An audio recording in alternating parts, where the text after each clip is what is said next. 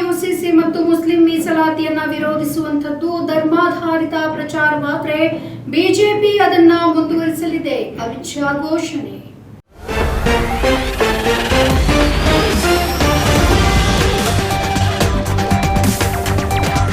ನಾವು ಯಾವುದೇ ಬಗೆಯ ಧರ್ಮಾಧಾರಿತ ಪ್ರಚಾರವನ್ನು ನಡೆಸ್ತಾ ಇಲ್ಲ. ಆದರೆ ನಾವು ಮುಸ್ಲಿಮರಿಗೆ ಮೀಸಲಾತಿ ನೀಡುವುದರ ವಿರುದ್ಧ ಪ್ರಚಾರವನ್ನ ನಡೆಸ್ತಾ ಇದ್ದು 370ನೇ ವಿಧಿಯನ್ನ ರದ್ದತಿ ಮಾಡೋದು ಹಾಗೆ ಸಮಾನ ನಾಗರಿಕ ಸಂಹಿತೆಯ ಕುರಿತು ಮತದಾರರನ್ನ ಎದುರುಗೊಳಿಸ್ತಾ ಇದ್ದೇವೆ.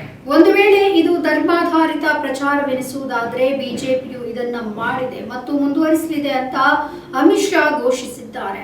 ಪಿಟಿಐ ಸುದ್ದಿ ಸಂಸ್ಥೆಗೆ ಸಂದರ್ಶನವನ್ನ ನೀಡಿರುವಂತಹ ಅಮಿತ್ ಶಾ ಚುನಾವಣಾ ದತ್ತಾಂಶ ಮತ್ತು ವಿದ್ಯುನ್ಮಾನ ಮತಯಂತ್ರಗಳ ನಿರ್ವಹಣೆಯ ಕುರಿತು ಚುನಾವಣಾ ಆಯೋಗದ ವಿರುದ್ಧ ಕೇಳಿ ಬರ್ತಾ ಇರುವಂತಹ ಟೀಕೆಗಳನ್ನ ತಳ್ಳಿ ಹಾಕಿದ್ದಾರೆ.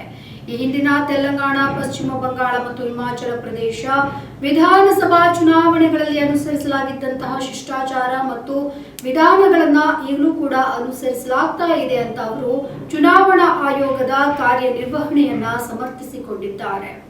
ಒಂದು ವೇಳೆ ಆ ಚುನಾವಣೆಗಳು ನ್ಯಾಯಯುತ ಎನ್ನುವುದಾದರೆ ಈ ಚುನಾವಣೆ ಕೂಡ ನ್ಯಾಯಸಮ್ಮತವೇ. ನೀವು ಪರಾಭವವನ್ನ ಎದುರು ನೋಡಿದಾಗ ನೀವು ಮುಂಚಿತವಾಗಿಯೇ ಅಳಲು ಪ್ರಾರಂಭಿಸುತ್ತೀರಿ. ವಿದೇಶಕ್ಕೆ ಹೋಗಲು ಕಾರಣಗಳನ್ನ ಹುಡುಕ್ತೀರಿ. ಮತ್ತೆ ಆಗಲು ಸಾಧ್ಯ ಇಲ್ಲ. ಅವರು ಜೂನ್ 6ರಂದು ರಜೆಗೆ ತೆರಳಬೇಕಾಗಿದೆ. ಹೀಗಾಗಿ ಅವರು ಒಂದಲ್ಲ ಒಂದು ಕಾರಣಕ್ಕಾಗಿ ಹೇಳ್ತಾ ಇದ್ದಾರೆ ಅಂತ ವ್ಯಂಗ್ಯವನ್ನ ಆಡಿದ್ದಾರೆ.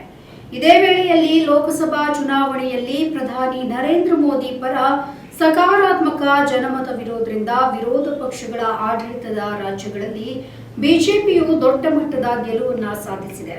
ವಿರೋಧ ಪಕ್ಷಗಳು ತಮಗೆ ಆಗಲಿರುವಂತಹ ನಷ್ಟವನ್ನ ಮರೆಮಾಚಲು ಚುನಾವಣಾ ಆಯೋಗವನ್ನ ಟೀಕಿಸ್ತಾ ಇದೆ ಅಂತ ಅವರು ವಾಗ್ದಾಳಿ ನಡೆಸಿದ್ದಾರೆ. ನಮ್ಮ ಈ ವಿಡಿಯೋ ನಿಮಗೆ ಇಷ್ಟ ಆದಲ್ಲಿ ಲೈಕ್ ಮಾಡಿ, ಶೇರ್ ಮಾಡಿ, ಕಮೆಂಟ್ ಮಾಡಿ ಮತ್ತೆ ಸಬ್ಸ್ಕ್ರೈಬ್ ಮಾಡಿ.